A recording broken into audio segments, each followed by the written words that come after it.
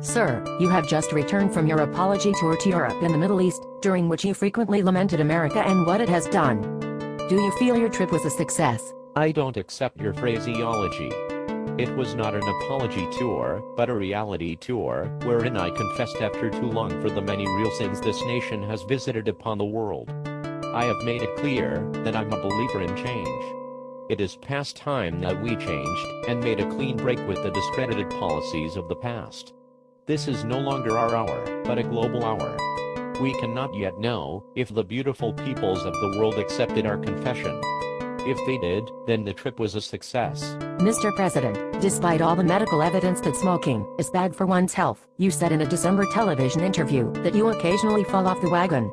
My question is, do you still sneak cigarettes in the Rose Garden? I can assure you smoking is bad for children, and I'm doing everything in my power to give them the strong education every American child deserves, contrary to the Neanderthal Bushies. Mr. President, the Republicans are saying that your deficit spending programs will equal in just your first 20 months in office the deficit run up by President Bush in his entire 8 years.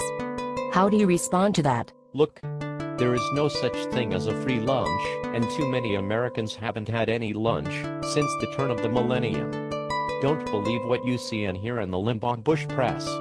I will pledge right here that Americans finally will have their lunch handed to them, and a hot lunch at that. But, sir, doesn't your tax program amount to Marxist redistribution theory, with a large dose of Robin Hood theory thrown in? You know, from each according to his ability, to each according to his need. Taking from the rich, and giving to the poor? Well, yes. But remember two things: redistribution is necessary, and you have to spend. Taxes are ephemeral, they're just money, here today and gone tomorrow. And let's not forget you can't take it with you, so why not give it to the government for the huddled masses yearning to breathe free? For most people, like Tim Geithner of Dartmouth, taxes are not the issue, and Tim has a full plate. He and I and my team of Harvard geniuses, we are still re-educating, or purging the executive branch of holdover Bush ALAs, are trying our best to spend our way out of the mess we inherited.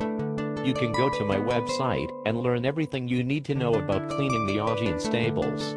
Sir, can you tell us you're thinking about reaching out to the gay-lesbian community with those special invitations to the White House Easter egg roll? Next question, please. Mr. President, that was marvelous of you to visit our troops in Iraq. So caring. So warm. So reminiscent of the Communist Front Bring the Boys Home campaigns of old. What did you submit your question ahead of time? Are you on the approved list of questioners? Look, you're not going to swift-boat me. During the campaign I promised we would withdraw from Iraq, and we are.